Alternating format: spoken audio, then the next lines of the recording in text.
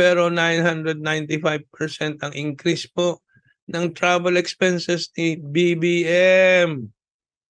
Putang ina niya. Putang ina niya. What else can you say? Walang hiya siya. Putang ina niya. Mariano Marcos State University ng kanyang lolo. 1.5 billion peso reduction. Eastern Visayas State University, 1.3 billion peso reduction. Central Bicol State University of Agriculture, 1.2 billion reduction. Tuloy-tuloy po yan. Bakit hindi ako magpuputang ina kay BBM?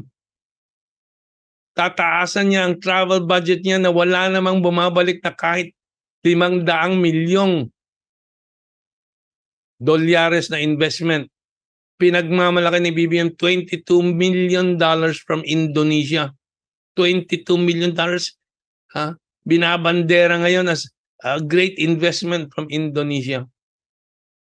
Ang kamatis, 300 per kilo. Ang bigas, 60.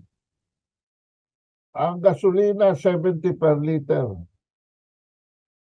Ayoko nang tingnan. Ako'y ninenervyos sa darating kong electric bill dito sa bago kong tinitirhan. At hindi ko pa kabisado kung ano ang konsumo ng nag-iisang air conditioner dito. Magtataas na raw ng rate ang Meralco kaagad. Yes. Lumipat lang ako. Magtataas na naman ang rate ng Meralco. Hindi pa nagbabayad ng 300 billion na refundable dahil sa review, reset, and throw-up. For the past, how many years? 23 minus 2001. For the past 22 years, hindi pa ho nagre-refund ng Meralco sa inyo, mga consumer, ni Singkong Duling. Ay magtataas na naman. In other words, ito hong sistema natin, hindi na ho naglalabas ng pera ang mga oligarkong nakokontrol ng kuryente ninyo.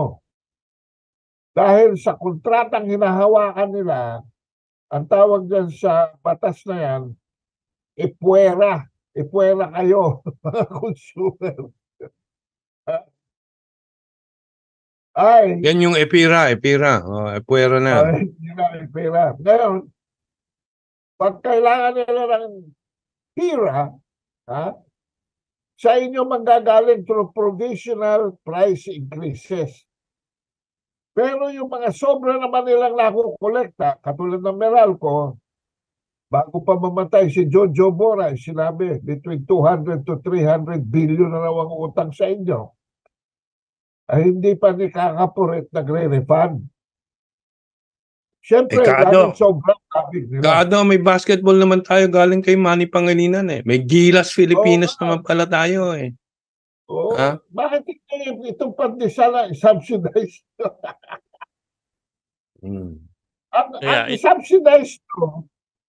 Ang subsidized nyo, yung consumer o di kaya yung farmer. Yung producer o di kaya yung buyer. Mga gago kayo.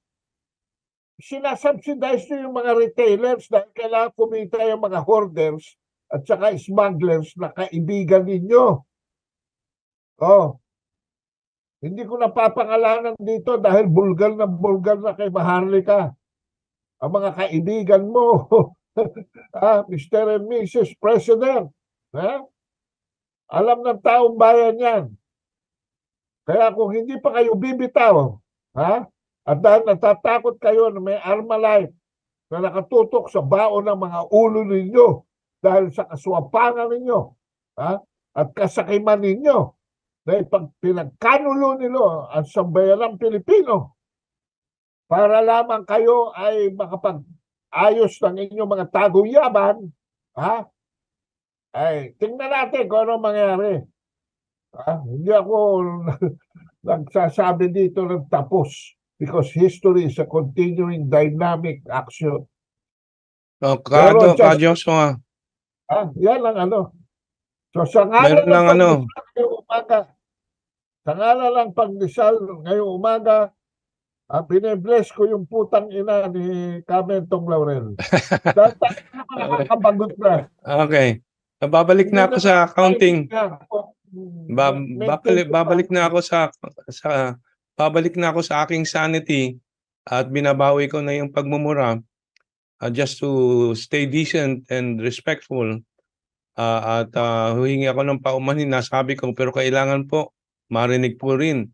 Dahil po, ano pang masasabi natin?